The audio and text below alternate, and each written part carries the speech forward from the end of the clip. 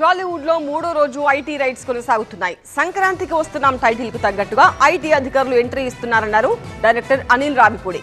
ఇక సినీ నిర్మాణ సంస్థలు సహా ప్రొడ్యూసర్లు, డైరెక్టర్లు, ఫైనాన్షియర్ల ఇళ్లు, ఆఫీసుల్లో ఐటీ అధికారులు సోదాలు చేస్తున్నారు.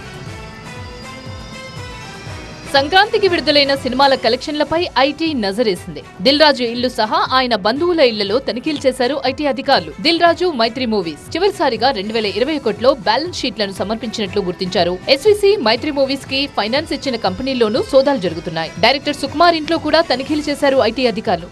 తాజాగా ఐటీ రైట్స్ పై తమ స్టైల్లో స్పందించారు హీరో వెంకటేష్, డైరెక్టర్ అనిల్ రావిపూడి.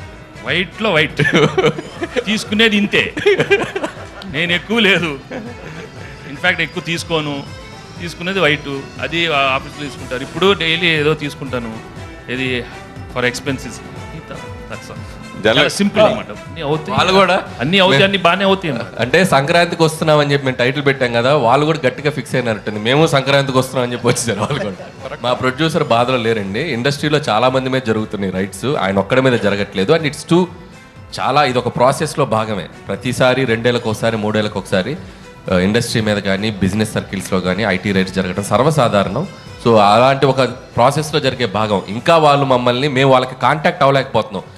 ఎవరో డ్రైవర్స్ నుంచి దొంగచాటుగా అక్కడక్కడ పట్టుకుని, సార్ మేము ఇలాంటివి చేస్తున్నాం అంటే రాజుగారు ఒకటే చెప్పారు, మేము వచ్చినా రాకపోయినా మీరు ప్రమోషన్స్ కానీ, ఇంట్రాక్షన్స్ కానీ ఏవి ఆపొద్దు, ఈ సినిమా విజయాన్ని ప్రజల మధ్య మీరు పంచుకుంటూనే ఉండని వాళ్ళు క్లియర్ ఇన్స్ట్రక్షన్ మాకు ఉంది. కాబట్టి హ్యాపీగా మేము మా పనిలో మేము సినిమా గురించి, ఇదేదో మా పర్సనల్ ఇది కాదు, సినిమా కోసం జస్ట్ కేమ్ హియర్. సుకుమార్ ఇంటి పక్కకి నేను ఇంకా షిఫ్ట్ అవ్వాలా, త్వరలో షిఫ్ట్ అవుతున్నాను ఫిబ్రవరికి. కాబట్టి మా ఇంటి పక్కకి లేను కాబట్టి ఇంకా రాలేదు.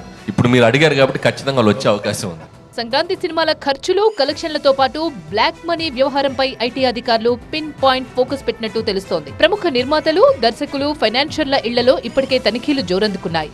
దిల్ రాజు, రవిశంకర్ యలమంచిలి, నవీన్, చెర్రీ, అభిషేక్ అగర్వాల్ సహా పలు నిర్మాతల ఇళ్లు, ఆఫీసులు సహా సినిమాలకు ఫైనాన్స్ ఇచ్చిన కంపెనీల్లోనూ సోదాలు కొనసాగుతున్నాయి.